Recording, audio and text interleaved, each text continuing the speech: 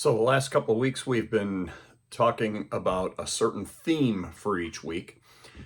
We started with public failure, then we talked last week about responding to failure. This week, we're going to go into a little different direction, although I guess there's maybe an element of failure involved in this one. And this week, we're talking about the concept of being in a rut. I have done for quite a few years now at this time of year some type of a post, um, usually a blog post like I used to write for many years. I would often do a post dealing with the concept of being in a rut of some sort. And and I th- and the reason why I do it at this time of year is we're in what's called here in North America the dog days of winter. I don't know about those of you in Europe.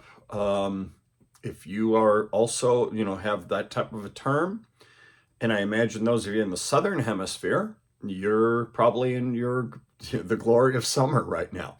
I'm not totally sure where that all falls for you.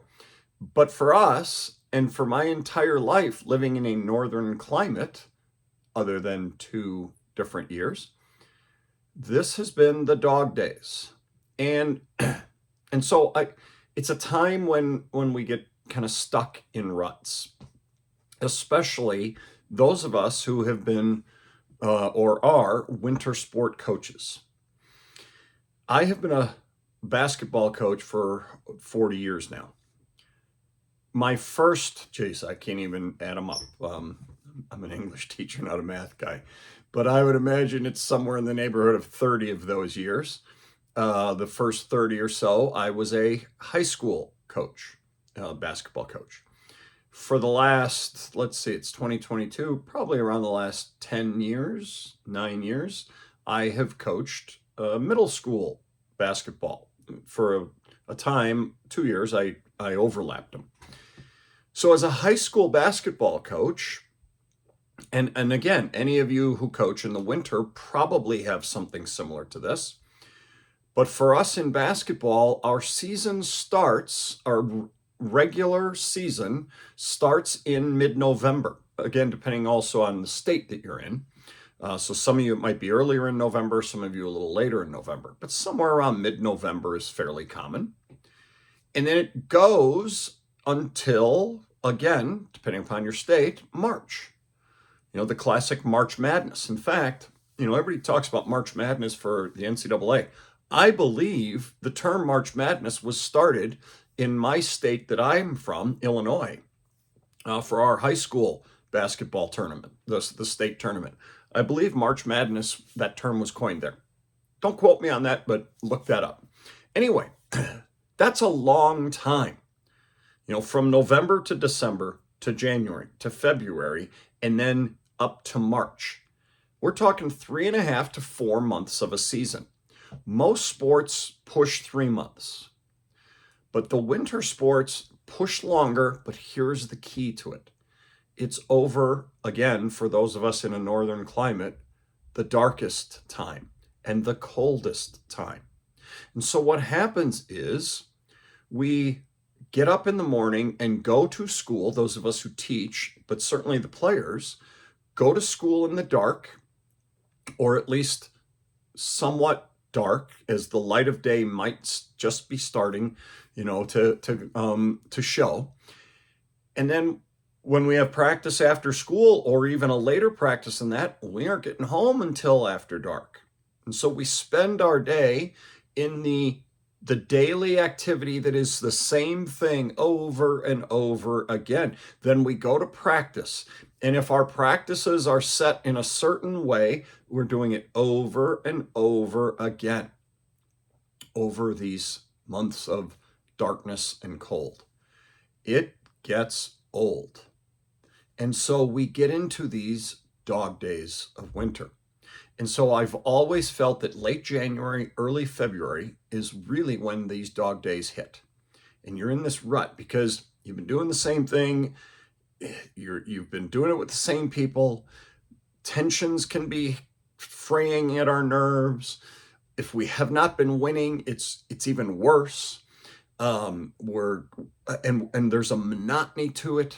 and we can't see the light at the end of the tunnel yet. So here in my state of Montana now, the basketball divisional tournaments and district and divisional tournaments will start in, okay, you're getting this on February 1st. The tournaments will be starting in probably a week or two, depending upon what classification you're in. The state tournament is March 9th, I believe it is, that week. So it's still out there, right? The weather may be starting to change, although today it was 15 below zero last night. It's supposed to be that again tonight. I don't think the high today was going to get over zero here in our area. All across the northern states, we're dealing with the cold and the dark and the monotony. And so we get in these ruts. I chose this week because of that. I also chose it this week because tomorrow is Groundhog Day. The movie Groundhog Day is about a guy stuck in the ultimate rut. He's living the same day over and over again in a day he doesn't want to be living, in a place he doesn't want to be.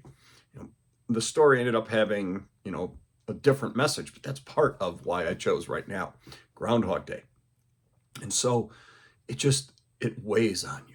So how do you change it? How do you get out of the ruts that you get in? Because those of you who aren't winter sport coaches, you too have this. Sure, it's not only for those of us who coach basketball or coach wrestling or coach hockey or whatever is your winter sport, right? It's just that because of the way the months are and how long the season is, that's why I focus on that. But those of you who coach in the spring, summer, or fall, I'm sure you get into your ruts too. So how do you get out of them? Well, first of all, how do you avoid getting into them in the first place? And then if you do get into them, how do you get out of them? I think a key is your schedule. How do you schedule your practice? How do you set practices up? If you've been doing the same thing fairly consistently for the first month, 2 months, whatever, how about altering some things? How about doing things in different orders? How about trying different drills? And maybe you've been doing all these things, but you have to find something to make it fresh, something to keep it exciting. How about not practicing on certain days? I used to, when I was a head coach, we would, again, it depended upon the week. If we had a Tuesday game, I couldn't do this, but on weeks where we just had Friday and Saturday games, I'd give them Mondays off. And so we'd come back, so they'd have a bit of a weekend or an extra day, and then we'd come back Tuesday, Wednesday, Thursday to get ready for a Friday game. Sometimes we would do a film session instead, get some pizza maybe, and kind of make it a little bit, yes, we're going to watch film, but we're also going to enjoy some social time for a little bit. I would, of course, vary the practice. I would shorten the practice. By now, we've had a lot of time that we've put in. We want to make sure we get them in, work on our stuff, get our conditioning level, sure, and then get them out. An assistant who I worked with in Illinois, Dave Workland, used to say, we got to keep their legs fresh. And I totally agreed. But I also felt we were going to be keeping their minds fresh and their spirits fresh too by shortening our time. And so we'd start the season off at, 2 hours, sometimes even longer. Then we'd shorten it to an hour and a half. And then by the end of this, as we're getting close to tournament time, we tried to only go an hour and 15 minutes if we could, depending upon the day. So mix it up that way. Give them, maybe movies to watch. Not that necessarily you'll go do it, although that could be cool. Or go to a bowling day or do a pizza if you have a Saturday where you aren't having a game. Now, sometimes they just need to have time away from you, but you could say, hey, we'll all meet at the bowling alley if you want to play, do some bowling, whatever it is.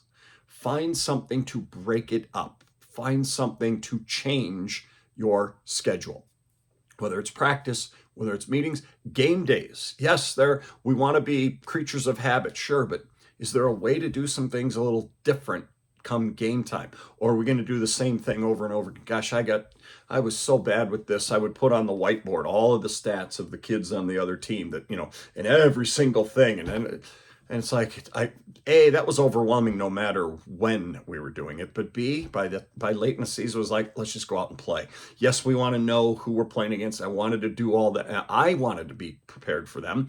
And I would give them keys about some of their players, but I didn't need to keep overwhelming them. And you learn the hard way. So one thing that's happened for me over this time is I'm no longer a high school coach. I coach in our middle school now.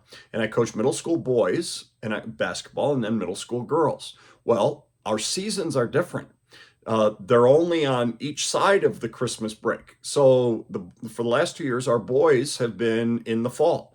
And so we start before the high school season, but we start in mid to late October and go up until a week before Christmas break.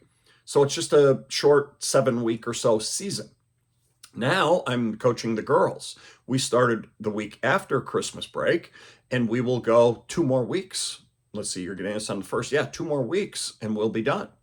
And so that in and of itself creates a situation where you don't get into as much of a rut and into as much of a type of thing. So for those of you who coach in shorter seasons, maybe your ruts aren't nearly as bad as those in the longer seasons. And then for those of us just in life, you're going to have ruts. And so figure out ways to avoid getting into them. But once you are finding, gosh, this is starting to drag, try to find ways that you and your team can get yourselves out of those ruts that inevitably are sitting there waiting to get you, and yet you might get into. Try to find ways that will work for you. I don't have a be-all, end-all answer on it, but you got to figure out what would work best for you, for your fellow coaches, your staff, and for your kids, because that's going to be a real key to how you finish your season. Got something different for you next week. We'll talk to you again then.